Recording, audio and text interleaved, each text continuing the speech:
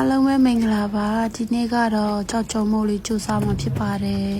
မောင်ကိုကြောက်ကြုံမို့ကျွေးမှာပေါ့နော်ဘာဖြစ်လဲဆိုတော့ဒီနေ့ကပရက်လေးမို့ပါကြောက်ကြုံမို့ဆိုရင်လေကျမတခါမရှက်ဘူးပေါ့နော်ဒါကပထမဦးဆုံးပေါ့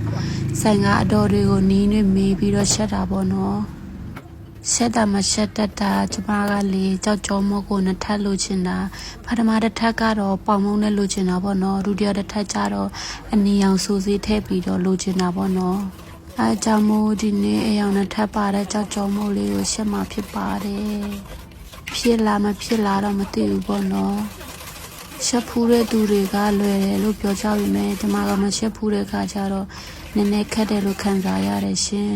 ပေါင်မုတ်ကတော့သူများပြောတာပပလေးမကောင်းတယ်လို့ပြောတယ်ရှင်ကျမကတော့မသိဘူးပေါ့နော်ဈေးမဝယ်လာတဲ့ပေါင်မုတ်ကအကြီးဖြစ်သွားတယ်ရှင်ဝယ်လာပြီးဆိုတော့တုံးလိုက်ရတယ်ရှင်ပထမအလွားကိုရှူရှူစိတ်လေးလိုချင်တဲ့အတွက်တကြားများထည့်ထားတယ်ရှင်နိုးစီနှစွန်းလည်းထည့်တာပေါ့နော်ပြီးရင်စားနေနေနဲ့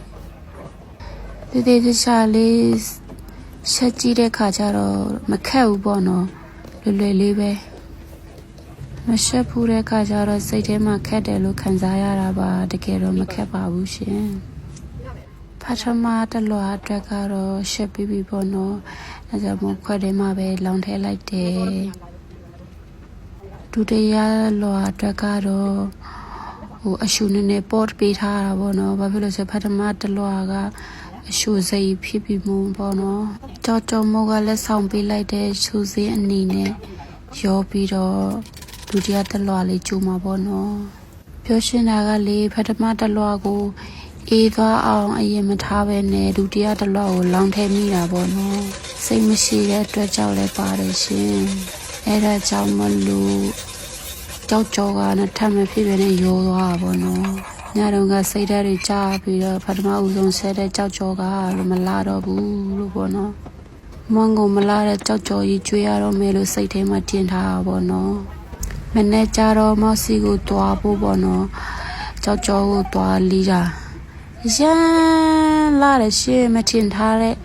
အရာလေးတစ်ခုပေါ့နော်ကြည့်ပါဦးအယောင်လေးက3ရောင်ကြီးဖြစ်သွားတာပေါ့နော်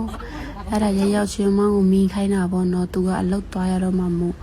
သူကအမြန်လေးမီးပေးတာပေါ့နော်ပြောတယ်ရမ်းကောင်းတယ်ပြန်လာမှသူပြန်ထပ်စားမယ်လို့ပြောတယ်ရှင်